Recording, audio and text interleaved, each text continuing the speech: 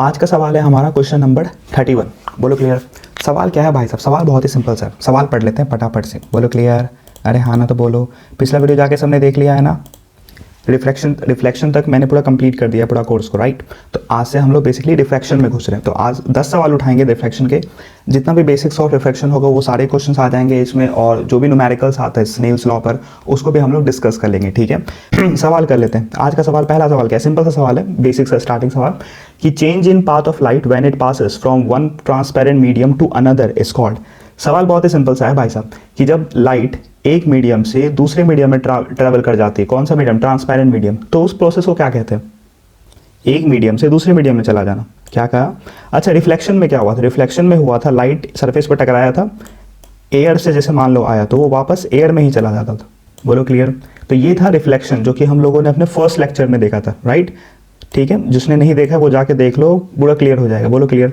लेकिन यहाँ पे ये है change in path of light when it passes from one medium to another, मतलब एक मीडियम से दूसरे मीडियम में जा रहा है।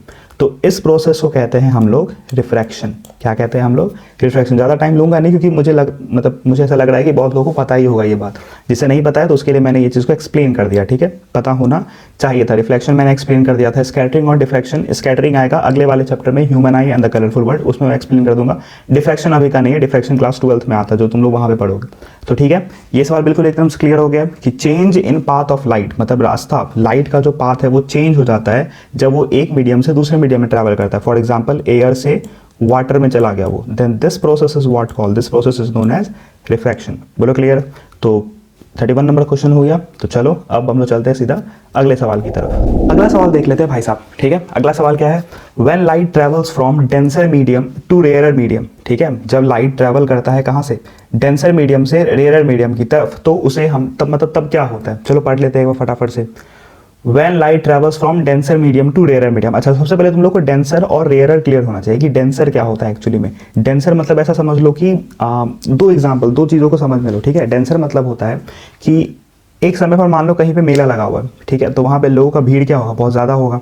बात में जैसे दुर्गा पूजा में जब भी तुम लोग मेला में जाते हो या कोई भी मेले में जाते हो अपने फेस्टिवल में, तो देखते हो कि भीड़ भड़का काफ़ी ज़्यादा होता है, ठीक है। लेकिन उसी जगह पर जाओ नॉन फेस्टिव सीजन में तो वहाँ पे काफ़ी कम भीड़ होता है। तो जब हम लोग मेला में जाते हैं तो उस समय जो क्राउड होता है ना वो काफ़ी डेंस होता है, मतलब उसी जगह में कई सारे लोग रहते हैं वहाँ पे, ठीक है।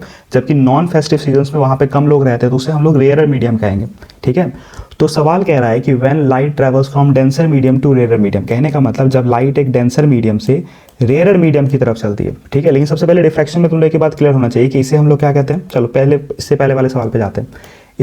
इस वाले लाइट रे को कहते थे हम लोग इंसिडेंट रे। याद है कि भूल गया? अरे यार नहीं याद है तुम लोग को, रिफ्लेक्शन पढ़े थे ना हम लोग। सिंपल सवाल फटाफट से एक बार रिवाइज कर लेते हैं। बोलो क्लियर। इसे हम लोग कहते थे इंसिडेंट रे, ये हम रिफ्रैक्शन का बात बता रहे, ठीक है। इस रे को कहते हैं हम लोग रिफ्रैक्टेड रे। कौन सा रे? रिफ्रैक्टेड। बोलो क्लियर। तो बस नाम चेंज हो गया। इस वाले केस में हम लोग उसे रिफ्लेक्टेड कहते थे, रिफ्लेक्टेड, बट यहाँ पे हम लोग कहते हैं उसे रिफ्रैक्टेड, आर। बोलो क्लियर। और ये हमारा क्या होता है? नॉर्मल होता है। तो व्हेन लाइट, तो जब डेंसर मीडियम से रेयर मीडियम में जाता है तो क्या होता है? क्या लाइट रे नॉर्मल की तरफ बेंड कर जाता है या लाइट रे अवे फ्रॉम द नॉर्मल हो जाता है? नॉर्मल मतलब ये जो लाइन है, ठीक है। तो ये लाइट रे किधर जाएगा? अगर ये डेंसर है और ये रेयर है तो, ठीक है। अब आपको ये बात पता होना चाहिए कि जब भी एक लाइट रे डेंसर से रेयर मीडियम में जाता है ना, जब भी एक light ray denser to rare medium में ट्रैवल करता है, ठीक है, तो क्या होता है? अगर ये नॉर्मल है और ये लाइट रे आया तो वो नॉर्मल से, अब देखो अगर कुछ नहीं होता तो वो कैसे जाता? बिल्कुल ऐसे ऐसे। लेकिन अगर ये डेंसर है और ये रेयर है तो ये लाइट रे नॉर्मल से दूर भाग जाता है, मतलब जैसे इसको जाना चाहिए था वैसे नहीं जाएगा, ये उससे दूर भाग जाएगा। तो देखो नॉर्मल तो ये है, नॉर्मल के इतने दूर पे इसको होना चाहिए था, बट एक्चुअली में वो है नहीं, नॉर्मल से और क्या हो गया? और ज़्यादा दूर भाग गया। बात समझ में आया? तो ये बात ना अपने कॉपी में नोट करके लिख लो, बहुत ही ज़्यादा इंपॉर्टेंट है, वेरी वेरी इंपॉर्टेंट सवाल, ठीक है। अक्सर लोग कंफ्यूज रहते हैं, बहुत ज़्यादा कंफ्यूजन वाला क्वेश्चन है ये, ठीक है, क्योंकि याद नहीं रहता। तो आपको ये याद भी होना चाहिए। बोलो क्लियर। कि जब हम लोग डेंसर से रेयरर की तरफ जाते हैं, डेंसर से रेयरर की तरफ जाते हैं तो हम लोग मूव अवे कर जाते हैं कहाँ से? नॉर्मल से, मतलब नॉर्मल से हम लोग दूर चले जाते हैं। अच्छा सर इसको उल्टा करे तो, मतलब रेयरर से डेंसर आए तो, बोला तो जस्ट उसका उल्टा हो जाएगा। लाइट रे किधर से आ जाएगा? Towards the normal. किधर आ जाएगा?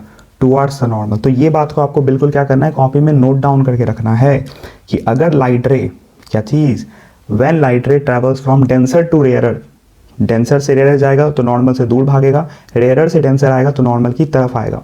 बोलो क्लियर एकदम, कोई डाउट, एकदम रट लेना है इस चीज़ को, क्वेश्चन जरूर आएगा इस पे कहीं ना कहीं, या तो ये आएगा या फिर इससे रिलेटेड कुछ ना कुछ पूछेगा वो, इसलिए इस पॉइंट को बिल्कुल ध्यान में रखना है। बोलो क्लियर। इसी के साथ हम लोग चलते हैं अपने अगले सवाल की तरफ। चलो सर जी, क्वेश्चन नंबर 33 करवा दो सर। सर सवाल क्या है सर? सवाल बहुत ही सिंपल सा है, ठीक है। मैंने पिछले सवाल को लेकर ही इस सवाल को जानबूझ के मैंने दिया ताकि तुम लोग टेस्ट करो अपने आप को। स्क्रीन को पॉज करो, सवाल पढ़ो, सवाल पढ़ो और आंसर बताओ क्या होगा। क्वेश्चन पढ़ देते तुम लोग के लिए। A ray of light is refracted as per the following diagram. मतलब ये रे ऑफ लाइट है, देखो ये ऐसे गया और ये रिफ्रैक्ट होकर ऐसा कुछ गया, ठीक है। तुमको ये बताना है कि कौन सा मीडियम जो है वो ऑप्टिकली डेंसर है, कौन सा मीडियम ऑप्टिकली डेंसर है। क्या वो मीडियम ए डेंसर है या मीडियम बी डेंसर है, या हम लोग आइडेंटिफाई नहीं कर सकते हैं, या बोथ मीडियम आर डेंसर। बात क्लियर है? अभी मैं कुछ नहीं बताऊंगा, पिछला वाला सवाल से इसको कनेक्ट करने का कोशिश करना, इसलिए मैंने सवाल दिया है। स्क्रीन को पॉज करो अभी और सोचो और आंसर अपना नोट डाउन करके रखो। ट्राई कर लिए हो? चलो अब हम लोग चलते हैं इसके सॉल्यूशन की तरफ। देखो सब कुछ इस पर खेल है, ठीक है। जब भी ऐसा सवाल है तो करना क्या है, कुछ नहीं करना भाई साहब, बहुत सिंपल सवाल है। देखो ये लाइट रे ऐसे आ रहा है, ठीक है, बहुत बढ़िया सर, लाइट रे ऐसे आ रहा है। अगर कुछ नहीं होता, मतलब अगर ये मीडियम चेंज नहीं होता तो लाइट रे कैसे आता है, बिल्कुल ऐसे जा रहा है, ऐसे जा रहा है, ऐसे जा रहा है और ये ऐसे निकल जाता। बात समझ में आए? रुको पेन को चेंज करना पड़ेगा मुझे। ये लाइट रे ऐसे निकल गया होता, ठीक है, बिल्कुल अपने सीधा ऐसा कुपाच, अरे नहीं आया। लेकिन देखो लाइट रे किधर हो गया, इस तरफ मुड़ गया। बात समझ में आ रहा है? लाइट रे किधर मुड़ गया, इस तरफ। जाना इसको ऐसे चाहिए था, अरे यार नहीं आया। अरे समझ में आया?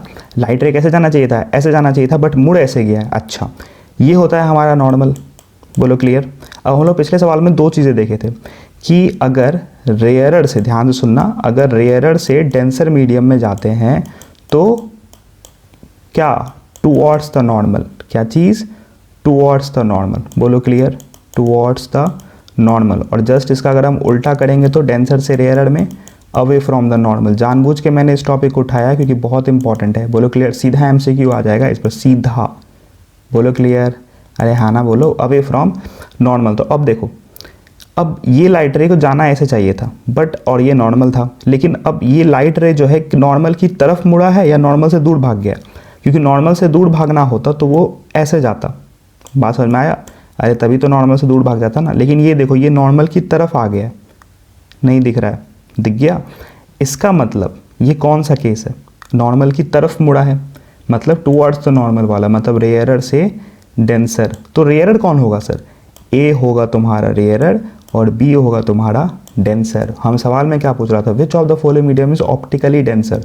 तो आंसर हमारा क्या हो जाएगा, मीडियम बी।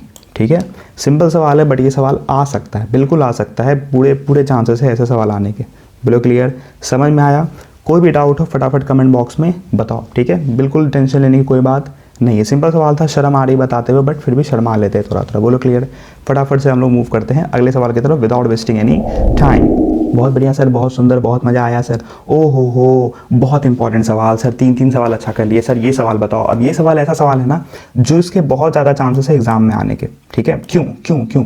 क्योंकि ये बात बच्चे इग्नोर कर देते हैं, ठीक है, ये बात बच्चे इग्नोर कर देते हैं। बहुत ही इंपॉर्टेंट सवाल है, मतलब अगर मैं क्वेश्चन सेट करता ना तो ये सवाल तो जरूर देता, ठीक है, इसलिए मैंने क्वेश्चन को उठाया यहाँ पे। सवाल क्या है? सवाल देखो, विच of the following does not change, does not change. Question को बहुत ही ध्यान से पढ़ना है, कम से कम 2 बार, कुछ भी गलती मत कर देना, यहीं पे तो लोग अक्सर मार खा जाते हैं, ठीक है। Which of the following does not change, कौन नहीं बदलता है, when light travels from one medium to another, जब लाइट एक मीडियम से दूसरे मीडियम में आ रहा है, जब लाइट एक मीडियम से दूसरे मीडियम में आ रहा है। बोलो क्लियर। तो क्या चीज़ नहीं बदलती है उस लाइट रे की? बोलो क्लियर। चलो ऑप्शन देख लेते हैं। पहला वेवलेंथ, जो हम लोगों ने याद करो रिफ्लेक्शन में सबसे पहले लेक्चर में पढ़ा है कि लाइट में 3 चीज़ें होती है, wavelength, speed, frequency, wavelength, speed और फ्रीक्वेंसी। जिसने इसमें पहला लेक्चर नहीं देखा है शुरू से देखो, ठीक है, क्योंकि हमारा पर्पस वीडियो देखना नहीं, हमारा पर्पस नंबर लाना है, ठीक है। तो शुरू से देखोगे तो कॉन्सेप्ट, क्योंकि फिर बाकी टर्म 2 भी तो देना है, थ्योरी भी तो, थ्योरेटिकल भी तो लिखना है। तो हड़बड़ी मत करो, अच्छे से चीज़ को देख के जाओ तो सवाल वहाँ पे आसानी से बनेंगे। कॉन्सेप्ट पे फोकस करो। बात समझ में आया? ठीक है सर, ठीक है सर। यहाँ पे आते हैं फिर से। तो 3 बात लाइट रे में होता है, वेवलेंथ, स्पीड और फ्रीक्वेंसी। तीनों का फॉर्मूला क्या होता था, कुछ याद है किसी को? भूल गए गजनी, तो तुम लोग बचपन से बने हुए हो यार। क्या V = F लैम्डा, हम बोले थे रात को 2 बजे भी कोई उठा के पूछ ले तो ये फॉर्मूला तुम्हें याद होना चाहिए। ठीक है सर, हमको याद था सर, वेरी गुड। उम्मीद करता हूँ तुम लोग गजनी पार्ट 2 तो नहीं बनोगे। ठीक है सर। तो कौन सा चीज़ जो है जब लाइट रे एक मीडियम से दूसरे मीडियम में चलता है तो कौन सा चीज़ चेंज नहीं होता है? अब ये सवाल अब फिलहाल तुम लोग डायरेक्ट याद रखो, ठीक है। इसका एक्सप्लेनेशन भी है बट उसकी फिलहाल कोई ज़रूरत नहीं है, बात समझ में आए? और अगर मैं ये बोल रहा हूँ ज़रूरत नहीं है तो इसका मतलब समझ लो कोई ज़रूरत नहीं, क्योंकि तुम्हारे कोर्स में भी नहीं है, ठीक है। तो इसका रीज़न कभी हम लोग और देखेंगे, लेकिन फिलहाल तुम लोग को ये ध्यान रखना है कि फ्रीक्वेंसी एक ऐसा पैरामीटर होता है जो कि मीडियम चेंज होने पर चेंज नहीं होता है। चाहे तुम एयर से वाटर में जा रहे हो या वाटर से ग्लास में जा रहे हो, जो रे की फ्रीक्वेंसी होती है ना वो चेंज नहीं होती है। वही फ्रीक्वेंसी इसमें भी होती है, वही फ्रीक्वेंसी उसमें भी चेंज होती है, मतलब वही रहती है। इसका मतलब क्या, वेवलेंथ और स्पीड बदलता है? हाँ, वेवलेंथ और स्पीड जो है वो चेंज होता है, लेकिन फ्रीक्वेंसी चेंज नहीं होता है। तुम लोग जानते भी होंगे कि रिफ्रैक्शन में ना जब लाइट रे एक मीडियम से दूसरे मीडियम में ट्रैवल करता है तो वो बेंड क्यों होता है? बेंड होता है एक्चुअली चेंज इन स्पीड के कारण। बात समझ में आया? चेंज इन स्पीड के कारण। तो हम लोग फॉर्मूला हम लोग को पता है V = F लैम्डा। अब अगर V चेंज हो रहा है तो क्या क्या हो सकता था? ऐसा हो सकता था सिर्फ वेवलेंथ चेंज करे, ऐसा हो सकता है कि सिर्फ फ्रीक्वेंसी चेंज करे, ये कांस्टेंट हो, और ऐसा भी हो सकता था कि फ्रीक्वेंसी वेवलेंथ दोनों चेंज करे। बट होता कैसा है? होता यह है कि फ्रीक्वेंसी हमारा क्या होता है, कांस्टेंट होता है एक मीडियम से दूसरे मीडियम में जाने वक्त। चेंज क्या होता है हमारा? वेवलेंथ। बोलो क्लियर? और वेवलेंथ के चेंज होने की वजह से हमारा स्पीड भी बदल जाता है। तो काउज ऑफ रिफ्रैक्शन क्या है? काउज ऑफ रिफ्रैक्शन है speed of light. Speed of light में चेंज होने के कारण रिफ्रैक्शन होता है, ठीक है। और स्पीड क्यों चेंज होता है? स्पीड चेंज होता है वेवलेंथ में चेंज के कारण। बात समझ में आया? लेकिन इन सभी चीज़ों के दौरान कोई एक चीज़ जो है वो नहीं बदलता है, वो क्या होता है हमारा? फ्रीक्वेंसी। 3 सवाल यहाँ पे है, 3 MCQ बन सकते हैं। मेरे इस 3 लाइन से 3 MCQ बन सकता था। पहला, what is the cause of refraction? The cause of refraction is the change in speed of light. बोलो क्लियर? दूसरा, why the speed changes? Because the wavelength changes when light travels from one medium to another. और तीसरा सवाल ये वाला सवाल कि which of the following does not change when light travels from one medium to another? Frequency.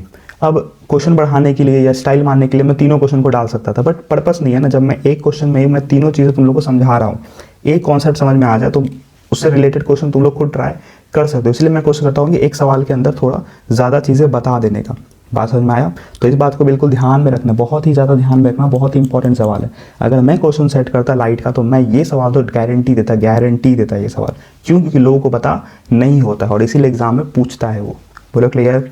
उम्मीद करता हूँ समझ में आ गया होगा। तो इसी के साथ हम लोग बढ़ते हैं अपने अगले सवाल की तरफ। तो अगले सवाल की तरफ चलते हैं भाई साहब। क्वेश्चन नंबर 35, बहुत ही सिंपल सा सवाल है, बस ऐसे प्रैक्टिस के लिए तुम लोग कॉन्फिडेंस को बूस्ट करने के लिए सवाल था। ये सवाल क्या है भाई साहब? सवाल है speed of light will be faster in. Speed किस में ज़्यादा अच्छा होता है, मतलब किस में ज़्यादा तेज़ होता है? अच्छा क्या होता है? मैंने कभी कभी गांजा फूक के बोलता हूँ, ठीक है। Speed of light will be faster in मतलब सबसे ज़्यादा तेज किस में दौड़ेगा लाइट? बोलो क्लियर? वैसे लाइट का स्पीड कितना होता है भाई साहब? किसी को याद है स्पीड ऑफ लाइट?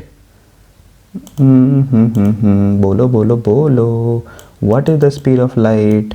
लाइट का स्पीड होता है 3 × 10⁸ मीटर पर सेकेंड। अरे यार याद है कि भूल गया? चलो इतना तो याद होना चाहिए, क्लास 10th के स्टूडेंट हो भाई साहब, नाक मत कटा देना भाई साहब, है कि नहीं? अगर नहीं याद हो तो मिरर के सामने जाना और मिरर में यही पूछना कि तुम ही ऐसे क्यों हो, हाँ कि ना? चलो ठीक है, आते हैं फिर से। स्पीड ऑफ लाइट किस में ज़्यादा तेज होगा? बहुत सिंपल सवाल है। डेंसर मीडियम में स्पीड ज़्यादा होगा या रेयर मीडियम में, या दोनों में सेम होगा, या किसी में कुछ नहीं होगा, मतलब नन ऑफ दिस, ठीक है। तो बहुत ही ऑब्वियस सा सवाल है, ठीक है। मैं तुम्ही को एग्जांपल लेता हूँ। मैं 2 रोड है, ठीक है। एक रोड पे क्या हुआ, तुम जिस शहर में, मान लो तुम जिस भी शहर में रह रहे हो, हम क्या किए, उस पूरे शहर के आदमी को क्या किए, उस रोड पे जाके खड़ा कर दिए, ठीक है। एक रोड है, मतलब 2 रोड है, ठीक है। एक रोड पे क्या किया, पूरे शहर के आदमी को एक रोड पे खड़ा कर दिए, ठीक है, पूरा भीड़ भड़क्का के साथ। और दूसरे रोड में कोई आदमी नहीं है, बिल्कुल सन्नाटा है, और तुमको दौड़ने के लिए कह दिए। तो बताओ तुम किस में तेज दौड़ोगे?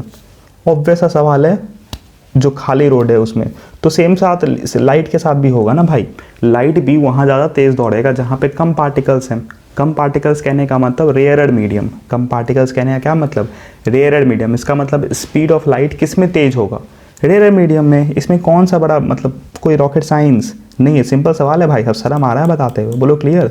इट्स अ नॉर्मल मतलब अंडरस्टैंडिंग है, मतलब ठीक है, कोई पढ़ा हुआ नहीं हो फिर भी बता देगा, बोलो क्लियर। कोई ज़्यादा हाई लेवल की चीज़ नहीं थी, कोई भी रॉकेट साइंस नहीं है, सिंपल सवाल है। आगे बढ़ते फटाफट, विदाउट वेस्ट, समय नहीं बर्बाद करते भाई साहब। हाँ, समय बहुत कीमती है, अगर हम लोग समय को बर्बाद करेंगे तो समय फिर हमें भी बर्बाद कर देगा। ठीक है ठीक है ठीक है सर, फटाफट अगले सवाल की तरफ चलते हैं। सर कैसे सवाल करा रहे हो सर, बच्चा बच्चा वाला सवाल करा रहे हो सर, मज़ा नहीं आ रहा है सर, बस एक दो सवाल अच्छा लगा सर, कुछ अच्छा कराओ ना सर। बोले चलो ठीक है, अब चलते हैं हम लोग न्यूमेरिकल के पार्ट की तरफ। ठीक है, तो इतना रिफ्रैक्शन में पूछा जा सकता है, मतलब छोटा छोटा बातें हैं रिफ्रैक्शन में, हल्की हल्की बातें। ठीक है, इसमें तुम लोगों को स्नेल्स लॉ भी, अच्छा ठीक है आएंगे उस पर, ठीक है आ रहे हैं, अभी आ रहे हैं, न्यूमेरिकल्स के थ्रू आएंगे उस पर। ठीक है, अब आते हैं हम लोग अच्छे सवाल की तरफ। सवाल क्या है हमारा, यहाँ से बेसिकली हमारा स्टार्ट होगा एक्चुअली में रिफ्रैक्शन, और जहाँ पे स्टूडेंट्स फंसना शुरू होता है ना, वहाँ पे हम बात बताते हैं। ठीक है, सवाल क्या है, सवाल को पहले पढ़ लेते हैं, समझ लेते हैं अच्छे से, फिर हम लोग आगे बढ़ेंगे। बहुत बढ़िया भाई साहब, सवाल को पढ़ लेते हैं। व्हेन लाइट, क्या चीज़, when light enters from air to glass, air to glass में एंटर करता है, तो मान लो ये हमारा क्या है, ग्लास, ठीक है, कांच का टुकड़ा है। ठीक है, तो लाइट जो है वो एयर से ग्लास में एंटर करता है। तो अब तुम लोग बताओ, अब देखो, अब यहाँ पे मैं कैसे करने वाला हूँ, मैं एक एक चीज़ को एक्सप्लेन करने वाला हूँ। ठीक है, अब ये तुम्हारा एयर है, ठीक है, और ये तुम्हारा है ग्लास। अब बताओ ये लाइट रे ऐसे आया और ये है हमारा नॉर्मल, बोलो क्लियर। अब ये लाइट रे का पाथ कैसा होगा, तुम लोग बताओ, ऑप्शन दे रहे हैं तुम लोग को, ये लाइट रे का पाथ कैसा होगा, ऐसा, ठीक है, ऐसा, या फिर कौन सा कलर ले लूँ, चलो ये ले लेते हैं या फिर ऐसा। तुम लोग बताओ इस तीनों में से कौन सा कलर होगा इस लाइट रे का, मतलब कौन से पाथ से जाएगा वो, ये या ये। सोचो, स्क्रीन को पॉज करो और सोचो, सोच लिए चलो देखते हैं। अब देखो एयर और ग्लास, ठीक है, पहला सवाल तुम लोग से, डेंसर मीडियम कौन है और रेयर मीडियम कौन है। ऑब्वियसली एयर हमारा क्या है, रेयर मीडियम, और ग्लास क्या है हमारा, डेंसर मीडियम। अब देखो सवाल इससे कनेक्टेड नहीं है, बट हम तुम लोग को रिवीजन करा रहे हैं, ठीक है, छोटा छोटा बात को लेकर, ताकि तुम लोग फील कर सको कि अच्छा ऐसा होता है। तो एयर हो गया तुम्हारा रेयर, ग्लास हो गया तुम्हारा डेंसर, बोलो क्लियर। रेयरर से डेंसर में जब जाते हैं, रेयरर से डेंसर में जाते हैं, तो लाइट रे नॉर्मल की तरफ आता है या नॉर्मल से दूर भागता है, रेयरर से डेंसर नॉर्मल की तरफ आता है, बोलो क्लियर। तो हमारा आंसर क्या होगा, मतलब लाइट रे का एक्चुअल पाथ क्या होगा, ये ग्रीन वाला, इसका मतलब ये दोनों क्या है, गलत, बोलो क्लियर।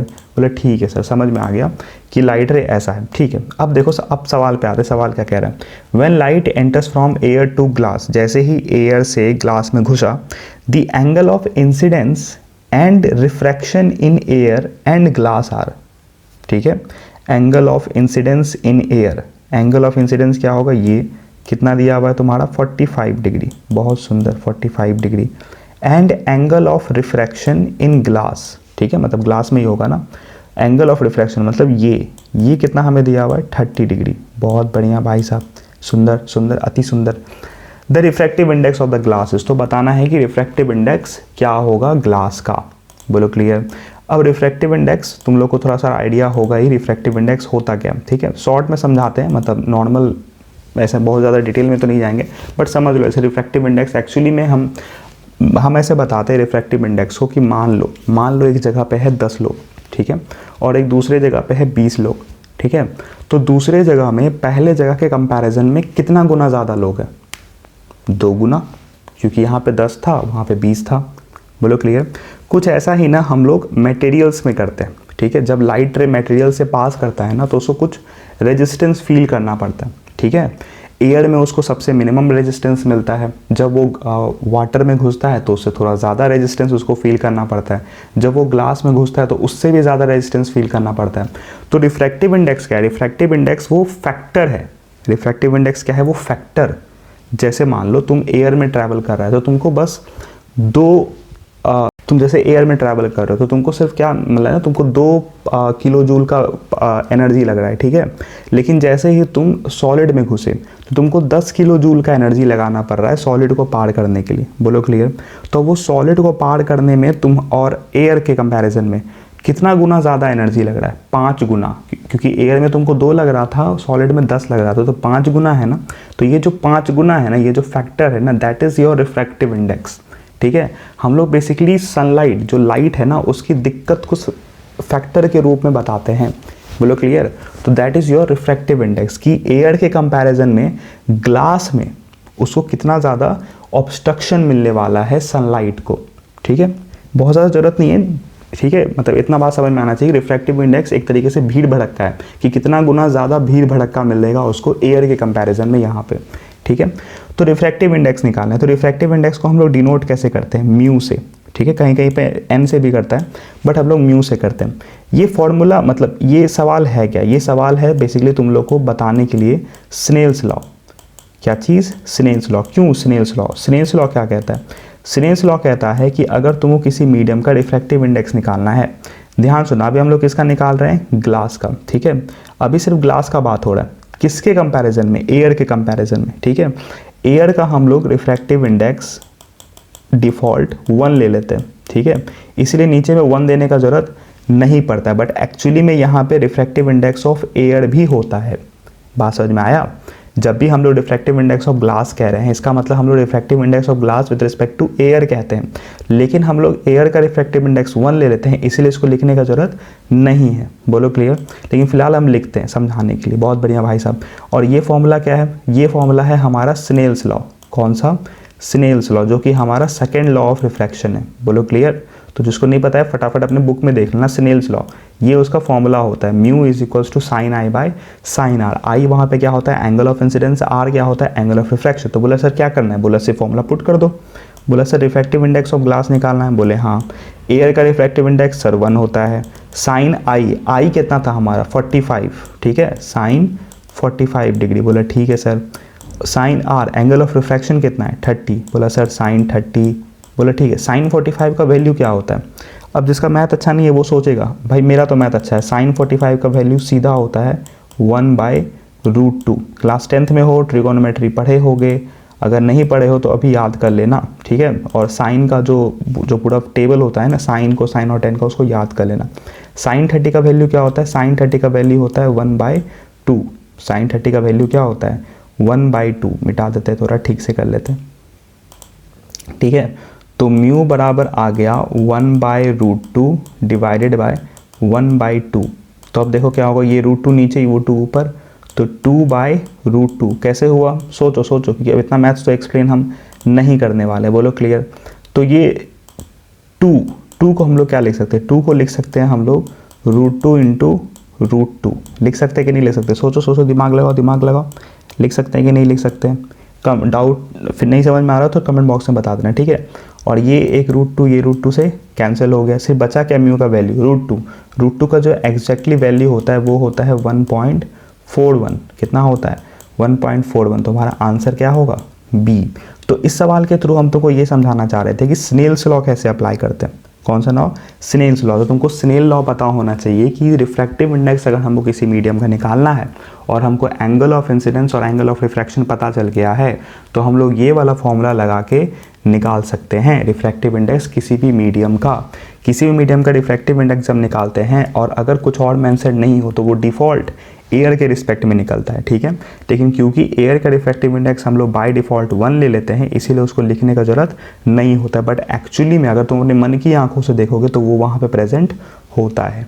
बोलो क्लियर। स्नेल लॉ क्लियर हो गया। सेकंड लॉ ऑफ रिफ्रैक्शन होता है। कोई भी डाउट हो कमेंट बॉक्स में फटाफट बता देना, ठीक है। बिंदास, डरने की ज़रूरत बिल्कुल भी नहीं है, ठीक है सर। अगले सवाल पे चलिए, ठीक है चलो। अच्छा सर, क्वेश्चन नंबर 36 तो कर लिए सर।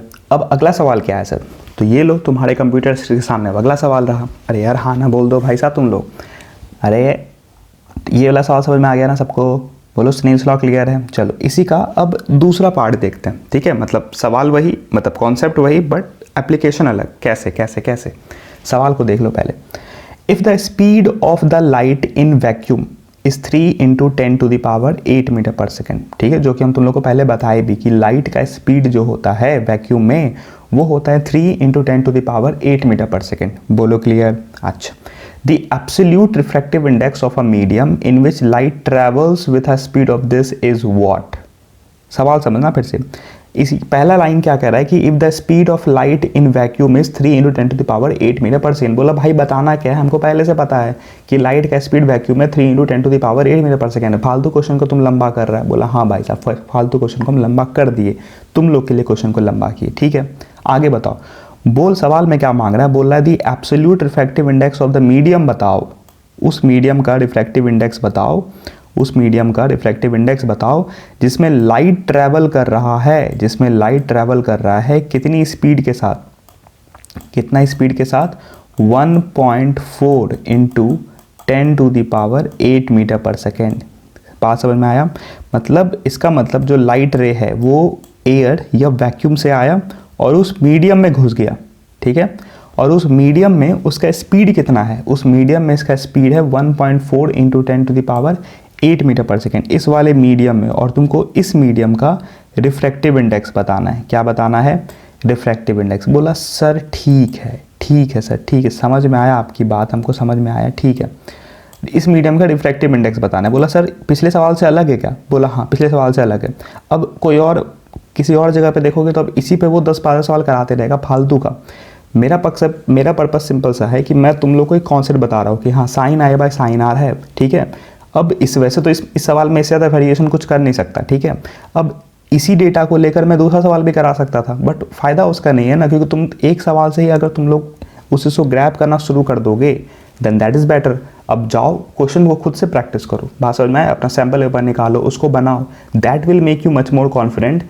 नॉट दिस टाइम, ये वीडियो सिर्फ एक सपोर्टिंग मटेरियल्स है, बात समझ में आए, इस पर आपको पूरी तरीके से डिपेंडेंट नहीं हो जाना, आपको सीखने के पर्सपेक्टिव से कि हाँ भाई साहब एक बार हम देख लिए, हमको सारा कॉन्सेप्ट पता चल गया है कि ठीक है अब हम लोग को अपने सैम्पल पेपर पे आना है, अपने बुक पे आना है और बुक के सवालों को देखना है, बात समझ में आया। तो इस तरीके से आपको चीज़ों को लेना है, ठीक है, क्योंकि MCQs है, ठीक है, मैं तो यहाँ पे कोई चैप्टर नहीं पढ़ा रहा, और जो भी यूट्यूब पे अदर वीडियोज़ है वो कोई चैप्टर नहीं पढ़ा रहे, वो सिर्फ सवाल करा रहे, सवाल तो आपके बुक में भी है। तो फिर मेरा पर्पस वही है कि यार तुम लोग को इतना एबल कर दिया जाए कि तुम लोग खुद से सवाल को कर सको, ठीक है। इसलिए मैं अलग अलग तरह के सवाल लेता हूँ, रिपीटेड सवाल बहुत कम ही लेता हूँ मैं, ठीक है, जहाँ ज़रूरत पड़ता है वहीं लेता हूँ। जैसे इस सवाल में देखो, ये सवाल बिल्कुल इससे अलग है, क्यों? क्योंकि इसमें एंगल ऑफ इंसिडेंस था, एंगल ऑफ रिफ्रैक्शन था, बट इस सवाल में ऐसा कुछ भी नहीं है, तो ये थोड़ा अलग सवाल है, अच्छा सवाल है। तो पढ़ते हैं भाई क्या है सवाल में। तो speed of light in vacuum दिया हुआ है, ठीक है, और speed of light in medium दिया हुआ, तो रिफ्रैक्टिव इंडेक्स निकालना है। बोला सर कैसे निकालेंगे सर? बोला अभी बताते हैं। बोला यहाँ पर एक दूसरा फॉर्मूला इंट्रोड्यूस होता है कि किसी मीडियम का अगर रिफ्रैक्टिव इंडेक्स निकाल रहे हैं तो उसके लिए एक फॉर्मूला होता है, दैट इज C/V, ठीक है। अब क्योंकि मैं पढ़ा नहीं रहा हूँ तो बहुत ज़्यादा इसमें टाइम तो कंज्यूम करूँगा नहीं, तो क्योंकि समझ रहे हो तुम लोग मेरी प्रॉब्लम को, समझ रहे हो ना, ज़्यादा मैं इस पर डिटेल नहीं कर सकता, डिटेल करना भी क्या है, इतना ही है ये, ठीक है, फॉर्मूला है जो कि आपको याद होना चाहिए, ठीक है। बोलो क्लियर, इतना आपको पता होना चाहिए और इतना ज़रूरत भी है, इससे ज़्यादा की कोई ज़रूरत है भी नहीं। हाँ बस एक चीज़ का ज़रूरत क्या है, ध्यान से सुनना, ये बहुत इंपॉर्टेंट होता है। अगर हम यहाँ पे रिफ्रैक्टिव इंडेक्स ऑफ मीडियम कह रहे हैं, इसका मतलब सिर्फ रिफ्रैक्टिव इंडेक्स ऑफ मीडियम नहीं है, refractive index of medium with respect to air है, refractive index of medium with respect to air कह रहे हैं हम। इसका मतलब नीचे में रिफ्रैक्टिव इंडेक्स ऑफ एयर भी लगा हुआ है, लेकिन क्योंकि रिफ्रैक्टिव इंडेक्स ऑफ एयर 1 होता है, जो कि पिछले वाले सवाल नहीं बताए हैं हम, इसीलिए यहाँ पे इसको हम लोग लिखते नहीं हैं। बट इसका मतलब ये नहीं कि वो है नहीं, बस मन की आंखों से उसे देखना है। बोलो क्लियर। तो अगर कभी भी मीडियम लिखा हो ना तो समझ जाना है कि भाई साहब एक्चुअली में वो मीडियम नहीं है, नीचे में एयर है। कई लोग यहाँ पे कंफ्यूज रहते हैं कि भाई एयर तो है ही नहीं, नहीं भाई एयर है, लेकिन क्योंकि उसका वैल्यू 1 हो गया ना इसलिए वो उड़ गया है। मन की आंखों से देखोगे तो वो नीचे मिलेगा। मैं क्यों इस पॉइंट को एक्सप्लेन कर रहा हूँ, क्योंकि अभी एक सवाल आने वाला है जिसमें इसका इस्तेमाल होगा। तो हर एक वर्ड का कहीं ना कहीं मतलब होता है, क्यों हम उस चीज़ को कह रहे हैं। बात समझ में आया? तो इसलिए एक एक वर्ड को ध्यान से सुनते रहना है। तो ठीक है सर, ये फॉर्मूला हमको क्लियर है, ठीक है, और हम कह रहे हैं इतना काम है तो बस इतना ही काम है, इससे ज़्यादा ज़रूरत नहीं है। Mu equals to C/B। Sir यहाँ पे C क्या है? C है speed of light in vacuum, that is 3 × 10⁸ metre per second. अच्छा सर, इसको C बोलते हैं क्या? हाँ, इसको C बोलते हैं। अच्छा सर, फिर ये V क्या है? बोला V is the velocity of light in the medium, मतलब जिस भी मीडियम का हमको है उस मीडियम का स्पीड है ये। बोलो क्लियर? बोला हाँ सर।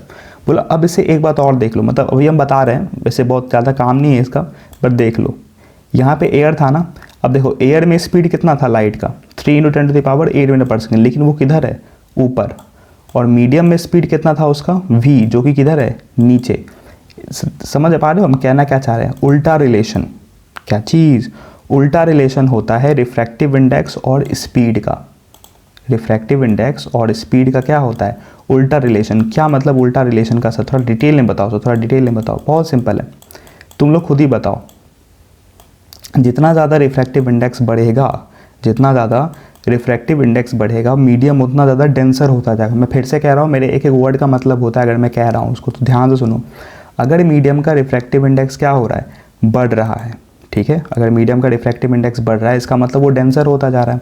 अगर डेंसर होता जा रहा है तो उसका वेलोसिटी क्या होगा, कम हो जाएगा। इसका मतलब अगर म्यू बढ़ता है तो उसका वेलोसिटी क्या होता है, घट जाता है। इसका मतलब म्यू जो है वो इनवर्सली प्रोपोर्शनल है वेलोसिटी का। बात समझ में आया। इसीलिए मीडियम में जो स्पीड v था, ठीक है, वो नीचे, ऊपर नहीं नीचे है, उल्टा रिलेशन है, ठीक है। क्यों बताएंगे अगले सवाल में, इसका मतलब आएगा। तो बोला सर ठीक है सर, फॉर्मूला क्लियर है, mu is equals to c by v, mu is equals to c by v. अगर सिर्फ लाइट एयर के बारे में बात कर रहे हैं, अगर उसमें से एक मीडियम एयर है तो फॉर्मूला क्या है, तो लगा दो सर फिर इसमें। तो म्यू इज इक्वल्स टू 3 × 10⁸ और v क्या है हमारा 1.4 × 10⁸ 8, 10⁸ 10⁸ कैंसिल हो जाएगा, ये 10 ऊपर चला जाएगा तो क्या हो जाएगा 30/14, 30/14। थोड़ा थोड़ा देखो 14 2 पॉइंट समथिंग होगा। अब कोई सॉल्व करने जाएगा, बिल्कुल नहीं, ऑप्शन देख लेगा कौन सा ऑप्शन है, एक ही ऑप्शन है 2.14, ख़त्म बात। अरे क्या चीज़, ख़त्म बात। सिंपल सा सवाल, सिंपल सा फॉर्मूला लगाना है, ठीक है। अब ये सवाल को देखो, अब एक दूसरा तरह का सवाल क्या होगा, दूसरा तरह का सवाल में क्या होगा, वो तुमको ये चीज़ नहीं देगा, ये वाला चीज़ ये तुमको नहीं देगा वो, और तुमको डायरेक्ट क्या दे देगा, यहाँ से सवाल, ठीक है। तो और वहाँ पे उसको क्लिक नहीं करेगा ये चीज़। लेकिन अगर तुम लोग को, अब क्योंकि मैं तुमको बता रहा हूँ तो ये चीज़ को अपने दिमाग में रखना है कि हाँ ऐसा भी सिचुएशन आ सकता है जब डायरेक्ट सवाल यहीं से देगा वो, कि the absolute refractive index of a medium in which light travels with the speed of this is what. तो वहाँ पे तुम लोग फिर मुंह खोल दोगे, सर ये क्या हो, फैल जाओगे वहाँ पे, सर फैल जाओगे, मतलब क्या सर, मतलब समझ में नहीं आया। इसीलिए मैंने जानबूझ के इस वाले सवाल में इसको इंक्लूड किया। और अब तुम लोग के दिमाग में हम पिच कर रहे हैं कि ज़रूरी नहीं है कि ये तुमको दे ही दे। समझ में आ रहा है। It is not necessary that it is given in the question, you have to understand, clear, because the formula is mu is equals to c by v and this c is the speed of light that you must know is 3 × 10⁸ metre per second. Sir बहुत अंग्रेजी बोल रहे हो sir, अरे क्या करे भाई, अंग्रेजी बोलना पड़ता है, यू नो, मतलब मास्टर को अंग्रेजी आता है तो कहीं तो बताना पड़ेगा ना कि भाई साहब हमको भी अंग्रेजी आता है, हम भी पढ़े लिखे हैं, है कि नहीं। तो बात समझ में आया है, कभी ये दे भी सकता है, कहीं ये नहीं भी दे सकता है, ठीक है। लेकिन कॉन्सेप्ट यही है, mu is equals to c by v। बोलो क्लियर, बहुत बढ़िया भाई साहब, बहुत सुंदर। नेक्स्ट सवाल की तरफ चलते हैं फटाफट से। अगला सवाल, ओ हो फिर से नया सवाल, ठीक है, पिछले सवाल की तरह बिल्कुल भी नहीं, फिर से एक नया सवाल आया, ठीक है। तो सवाल क्या है, सवाल थोड़ा सिंपल सा है, ठीक है। The refractive index of glass and water, ध्यान से सुनना, the refractive index of glass and water with respect to air. बात समझ में आया, ध्यान से इसको लिखेंगे कैसे, refractive index of glass with respect to air. तो जिसके रिस्पेक्ट में होता है ना उसको नीचे लिखते हैं, बोलो क्लियर। इसको कभी कभी ऐसा भी लिखा जाता है, mu refractive index of glass with respect to air, बोलो क्लियर। कभी कभी इसको ऐसे भी लिखते हैं, refractive index of glass with respect to air, मतलब इस तरफ लिखा जाता है। बात समझ में आया। तो एक ही चीज़ को ना लिखने का बहुत सारा तरीका होता है, तो बस तुमको ये बात पता होना चाहिए, ठीक है। कभी कभी ऐसे भी दे सकता है, कभी कभी ऐसे भी मिल जाए, कभी कभी ऐसे भी मिल जाए, लेकिन मतलब सबका एक ही है। क्या मतलब है, refractive index of glass with respect to air, जो कि तुमको दिया हुआ है कितना 3/2, ठीक है sir. And water with respect to air, तो इसको भी कैसे लिखेंगे, water, refractive index of water with respect to air. ओहो मेरा राइटिंग इज इक्वल्स टू, इसको भी कैसे लिखेंगे, refractive index of water with respect to air, refractive index of water with respect to air कितना दिया हुआ है ये 4/3। बोलो क्लियर। निकालना क्या है, refractive index of glass with respect to water, मतलब तुमको निकालना है refractive index of glass with respect to water. बोलो कैसे निकलेगा ये, बोला सर बहुत सिंपल है, इसको और इसको डिवाइड कर दो, बोला क्या चीज़, डिवाइड कर दे। हाँ हाँ सर डिवाइड कर दो। बोला कैसे कैसे कैसे। बोला सर देखो जैसे ही दोनों को आप डिवाइड करोगे, जैसे ही दोनों को आप डिवाइड करोगे तो क्या होगा, देखो यहाँ पे सर म्यू ऑफ जी है अपॉन म्यू ऑफ ए है। बोला हाँ बिल्कुल, और नीचे में क्या है, म्यू ऑफ डब्लू और म्यू ऑफ ए। तो बोला सर देखो ये म्यू ऑफ ए इसके ऊपर जाएगा, ये म्यू ऑफ ए इसके नीचे आएगा। जिसका डिवीज़न कमज़ोर है वो तो कैलकुलेट करो, जिसका डिवीज़न अच्छा है वो मेरे साथ चलो, ठीक है। और जिसका नहीं हो रहा है वो थोड़ा रुक के सोचो अच्छे से कि हाँ सर ये म्यू ए तो कट गया, तो बचेगा कौन, बचेगा सिर्फ mu G upon mu W, mu G upon mu W. तो बोला सर ठीक है सवाल तो ख़त्म हो गया यहाँ पे। बोला हाँ बिल्कुल सवाल ख़त्म। और एक्चुअली में डिवाइड क्या हुआ था, एक्चुअली में डिवाइड हुआ था mu g by mu A, जिसका वैल्यू कितना था 3/2। बोलो क्लियर। और नीचे में क्या था, mu W by mu A, जिसका वैल्यू कितना था 4/3। वो तो बाद में ना म्यू ए कट गया था, बट एक्चुअली में तो यही दोनों डिवाइड किए थे इस दोनों को। बोलो बात क्लियर। और ये दोनों कट गया इसीलिए हमारा म्यू जी बाय म्यू डब्लू आ गया, जो कि हम लोग को चाहिए भी था, है कि नहीं यार। थोड़ा गोजमोज हो गया क्या, ठीक है थोड़ा सह लो, ठीक है सहना ज़रूरी है, कॉम्प्रोमाइज़ कभी कभी करना पड़ता है। Mu G upon mu W, तो अभी दोनों को डिवाइड कर देंगे। ये 3 फिर से देखो ऊपर चला जाएगा, तो ये हो जाएगा 9, ये 2 आ जाएगा नीचे, दैट इज़ 8। तो सिंपल आंसर, हमारा आंसर क्या हो जाएगा 9/8। बोलो क्लियर। किसी का डाउट, ये बिल्कुल अलग तरह का सवाल था, फिर से मैं रिपीटेड सवाल बिल्कुल नहीं दूंगा, ये अलग तरीके का सवाल था। और ये अलग तरीका सवाल जानबूझ के दिया था इस चीज़ को फील करवाने के लिए। बोलो क्लियर। क्योंकि अब तक हम लोग का जो पहला 2 सवाल था ना उसमें एयर के रिस्पेक्ट में चल रहा था, जिसको हम लोग लिख नहीं रहे थे, लेकिन अब हम लोग लिख रहे हैं mu G upon mu W. तो ऐसे निकलता है, चीज़ों को डिवाइड करके निकलता है। बोलो क्लियर। अगले सवाल की तरफ चलते हैं, ठीक है। कोई डाउट हो तो कमेंट बॉक्स में फटाफट समझा देना भाई साहब, हाँ ना बोलो। अगला सवाल बेहतरीन सवाल, बोलो क्लियर। अच्छा सवाल है ये पूरे रिफ्रैक्शन का। Figure shows a ray of light as a travels from medium A to medium B. देखो फिगर क्या बता रहा है, मीडियम ए से एक रे ऑफ लाइट जा रही है और मीडियम बी में घुस गई। बहुत बढ़िया भाई साहब। तो अब तो पहले तुम ये बता दो कि मीडियम ए और मीडियम बी में डेंसर है और रेयरर कौन है, ठीक है। यार हमको तो मीडियम बी रेयरर लग रहा है, हमको तो मीडियम बी रेयरर लग रहा है, ठीक है। अब तुम लोग को पता, तुम लोग सोचो कैसे, रेयरर है नॉर्मल से दूर भाग रहा होगा, सोचो अब तुम लोग, हम तो सीधे क्वेश्चन पर आ रहे हैं, बस तुम लोग एक थिंकिंग पॉइंट दे रहे हैं, सोचना। Figure shows a ray of light as a travels from medium A to medium B. Refractive index निकालना है मीडियम बी, किसका, बी मीडियम का, किसके रिस्पेक्ट में, रिलेटिव टू मीडियम ए। मतलब हम लोग को निकालना है रिफ्रैक्टिव इंडेक्स, कलर चेंज करने दो, ओके चेंज कर लिया भाई साहब। हम लोग को निकालना है refractive index of medium B upon refractive index of medium A. बोला ठीक है सर, ठीक है sir, refractive index of medium B upon refractive index of medium A. निकालेंगे कैसे सर, निकालेंगे कैसे सर, ठीक है। अब क्या ये सवाल पिछले सवालों से कनेक्टेड है, बिल्कुल नहीं, बिल्कुल नया सवाल है, ठीक है, बिल्कुल नया सवाल है। बट इस सवाल में एक चीज़ तुम लोगों को सिखाना ज़रूरी था, ठीक है, वो क्या है। अच्छा इससे पहले हम लोगों ने एक सवाल किया था जो कि अब याद करो, जो हम एक चीज़ कहे थे ना उसका काम आएगा यहाँ पे, इसको मिटाते हैं पहले। याद है एक सवाल किए थे हम लोग, Snell's law, mu is equals to sine i by sine r, sine i by sine r. बोलो क्लियर। उसमें हम लोग वाटर का देखे थे या ग्लास था और नीचे में एयर था, ठीक है। और सिचुएशन कैसा था, एयर से जा रहा था ग्लास में या वाटर में था। सबसे पहला क्वेश्चन या नहीं, सबसे पहला नहीं था, 35वां या 36वां सवाल था, ठीक है। तो इसमें ये चीज़ क्या था, स्नेल्स लॉ ही है ये जो सवाल हम लोग का आया है ना, ये भी बिल्कुल एक स्नेल्स लॉ पे बेस्ड है, बिल्कुल स्नेल लॉ, ठीक है। बस यहाँ पे फ़र्क क्या हो गया, फ़र्क यहाँ पे ये हो गया है कि वहाँ पे एयर था, यहाँ पे एयर नहीं है, यहाँ पे मीडियम ए है और यहाँ पे मीडियम बी है, लेकिन सवाल बिल्कुल डिट्टो वही है, डिट्टो स्नेल्स लॉ का एप्लीकेशन है ये। याद है इसलिए हम कह रहे थे कि अभी नीचे में एयर आ रहा है, बट ज़रूरी नहीं होगा कि एयर ही आएगा यहाँ पे, बात समझ में आया। तो यहाँ पे तुमको लिखना क्या है, तुमको लिखना है refractive index of medium B upon refractive index of medium A. बोलो क्लियर। क्योंकि एंगल आई और एंगल आर सब दिया हुआ है ग्राफ्स में, डायग्राम में, इसीलिए हम लोग को क्लिक कर गया था कि हम लोग को फॉर्मूला तो यही लगाना है, sine i by sine r. बोलो क्लियर, हाँ ना बोलो।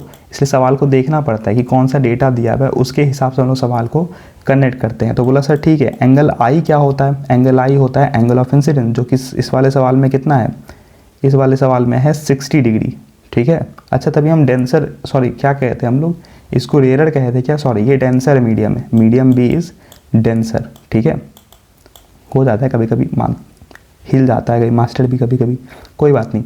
एंगल ऑफ इंसिडेंस कितना है हमारा 60, तो हम लोग आराम से लिख दिए साइन 60। एंगल ऑफ रिफ्रैक्शन, क्योंकि एंगल आर है, एंगल आर कौन होता है, ये नॉर्मल से कितना एंगल बना रहा है, दैट इज़ 45, तो हम लोग लिख देंगे यहाँ पे साइन 45। बोलो क्लियर। जिसको पता नहीं है उसको पता कर लो कि साइन 60 का वैल्यू होता है √3/2, √3/2 एकदम फटाफट से लिख रहे हैं भाई साहब, without wasting any time. Sine 45 का वैल्यू फिर से तुमको पता नहीं होगा, लेकिन हमको तो पता है 1/√2। बोलो क्लियर। अब सॉल्व कर लो, आता है कि नहीं आता है। तो ये √2 ऊपर चला जाएगा, तो ये √2 चला गया ऊपर और 2 आ गया नीचे। अब याद करो सेम कैलकुलेशन हम लोग पिछले वाले सवाल में भी किए थे कि 2 को हम लोग क्या लिख दिए थे, √2 × √2, जहाँ पे एक √2 ने एक √2 को मार दिया और आंसर क्या बचा हमारा √3/√2। तो आंसर हमारा क्या हो जाएगा A. But answer was not important, important was this thing कि जरूरी नहीं है कि हर वक्त तुमको एयर ही मिलेगा, यहाँ पे कोई भी मीडियम हो सकता है। लेकिन एक चीज़ तुमको क्लियर होना चाहिए, स्नेल्स लॉ, ठीक है। छोटा छोटा पॉइंट्स क्लियर होगा तो सवाल बिल्कुल भी टफ नहीं होगा। किस बातों का ध्यान रखना है, 2 बातों का। स्नेल्स लॉ का ध्यान रखना है कि μb/μa = sin I/sin r, और अगर स्पीड का कभी वेलोसिटी का सवाल हो जाता तो μb/μa = वेलोसिटी इन a, इसका स्पीड ऊपर आ जाएगा और इसका स्पीड नीचे आ जाएगा। क्यों? क्योंकि इन्वर्स रिलेशन होता है। बोलो क्लियर, समझ में आया? क्या कोई डाउट है? तो अगर कोई डाउट है तो कमेंट बॉक्स से बताओ, ठीक है, फटाफट से। तो ये तक तो हमारा हो गया था स्नेल्स लॉ पे, सारे तरह के सवाल कर लिए हम लोग। तो अब इस टॉपिक को एंड करते हैं एक छोटे से सवाल के साथ, रिफ्रैक्शन इन ग्लास स्लैब, ठीक है। फटाफट से सवाल को देख लेते हैं, बहुत सिंपल सा सवाल है। मैं फटाफट से बता देता हूँ, तुम लोग को इसमें बताना है कि which one out of the following is the correct representation of angle of incidence and ये, मतलब तुम लोग को ये बताना है कि इसमें से कौन सा ग्लास स्लैब में जो रिफ्रैक्शन हो रहा है वो एक सही डायग्राम है, ठीक है। इस सवाल में ज़्यादा हम टाइम वेस्ट करेंगे नहीं, हम सीधा तुमको बताते हैं ये सही है आंसर। कैसे? एक ग्लास स्लैब होता है ना, this is a glass slab, ठीक है। उसमें जब लाइट रे आता है, ठीक है, तो सबसे पहले तो देखो ये इसमें बहुत सिंपल सवाल है, एंगल ऑफ इंसिडेंस, ठीक है। इसको कहते हैं हम लोग इंसिडेंट रे, ग्लास रे पर टकराया, यहाँ पे नॉर्मल है, तो नॉर्मल और इंसिडेंट रे के बीच जो एंगल होता है वो हमारा एंगल ऑफ इंसिडेंस होता है। तो अब ये किस में है, इसमें था, इसमें था, इसमें नहीं था, तो ये तो ऑप्शन पहले रिजेक्ट, इसमें भी नहीं था, ये ऑप्शन पहले रिजेक्ट, ठीक है। फिर इसके बाद यहाँ पे आया, अब इस दोनों में देखो, ये इसको कहते हैं रिफ्रैक्टेड रे। रिफ्रैक्टेड रे जो नॉर्मल से एंगल बनाता है उसे हम लोग एंगल ऑफ रिफ्रैक्शन कहते हैं, जो कि इसमें सही डिनोट करा है, लेकिन इसमें सही नहीं है, ये सरफेस के साथ है, तो ये ऑप्शन भी गलत हो चुका था। तो लोग आंसर यहीं पे ख़त्म कर देते हैं कि भाई ख़त्म यहाँ पे, लेकिन ठीक है हम इसमें आगे बता देते हैं थोड़ा। उसके बाद ये लाइट रे यहाँ पे आया और फिर से एक बार रिफ्रैक्ट होकर बाहर गया, इस रे को कहते हैं इमरजेंट रे। क्या कहते हैं इसको? Emergent ray. और ये जो एंगल है ना, नॉर्मल के साथ जो एंगल बना रहा है, इसको कहते हैं इमरजेंस एंगल या एंगल ऑफ इमरजेंस, ठीक है। तो ये चीज़ ना आपको रिप्रेजेंटेशन पता होना चाहिए ग्लास स्लैब का, ठीक है। सिंपल सा चीज़ है, बाई चांस क्वेश्चन आ सकता है इसमें, ठीक है, तो घबराना बिल्कुल भी नहीं है। दूसरा बात, इंपॉर्टेंट बात जो हम कुछ लिख के रखे हैं कि पहला बात आपको ध्यान में रखना है कि जो एंगल ऑफ इंसिडेंस होता है और जो एंगल ऑफ इमरजेंस होता है, मतलब आई जो है वो थीटा के बराबर होगा हमेशा, अगर एक पैरेलल ग्लास स्लैब है, बिल्कुल ऐसा। बोलो क्लियर। छोटा छोटा पॉइंट से बिल्कुल दिमाग में रखना है, एंगल आई थीटा के बराबर होगा। दूसरा, if the light ray falls normally to the surface then there is no bending of light. कहने का मतलब कि अगर एक ग्लास स्लैब है और लाइट रे बिल्कुल सीधा गिरा है तो उसमें कोई बेंडिंग नहीं होगा, मतलब एंगल ऑफ इंसिडेंस भी जीरो, एंगल ऑफ रिफ्रैक्शन भी जीरो, एंगल ऑफ इमरजेंस भी जीरो। बोलो क्लियर। सिंपल सवाल है, समझ में आ रहा है, पॉइंट ध्यान में रखना है। और सबसे last, in glass slab refraction takes place twice, मतलब एक ग्लास स्लैब में रिफ्रैक्शन 2 बार होता है। कैसे? देखो, एक बार यहाँ पे हो रहा है और दूसरा बार यहाँ पे हो रहा है। बात समझ में आया? तो छोटा छोटा पॉइंट से इस पर भी MCQ बन सकता है, ठीक है। तो इस तरीके से इस टॉपिक को हम लोग क्या कर देते हैं, ख़त्म करते हैं। रिफ्रैक्शन का जो बेसिक पार्ट है वो यहाँ पे ख़त्म होगा। अगले वीडियो में हम लोग लेंस का बेसिक पोर्शन कवर करेंगे और न्यूमेरिकल्स जो है वो उसी वीडियो में शुरू कर देंगे, ठीक है। तो 2 वीडियोस और आएगी 40-40 मिनट की, और उसके बाद हम लोग का पूरा लाइट क्या हो जाए, ख़त्म हो जाएगा, ठीक है। घबराना नहीं है, आराम से ख़त्म होगा, ठीक है। रिलैक्स होकर पढ़ना है, अभी दिसंबर में एग्ज़ाम है, ठीक है। तो अभी रिलैक्स होकर पढ़ना है, बिल्कुल भी घबराना नहीं है। एक ही चीज़ को पढ़ो, बुक का सवाल भी बनाओ, ठीक है। यूट्यूब वीडियोस जितना ये देख लियो बहुत सफिशिएंट है। अब जाके अपने बुक पे जाओ, बुक के सवाल को जाओ, सैम्पल पेपर बनाओ, कम से कम 3 से 4 सैम्पल पेपर तो with in the time practice ज़रूर करके जाना, ठीक है। इसी के साथ इस वीडियो को करते हैं हम लोग एंड, मिलते हैं अगले वीडियो में। टिल देन गुड बाय, पढ़ते रहो, पढ़ते रहो। Good bye.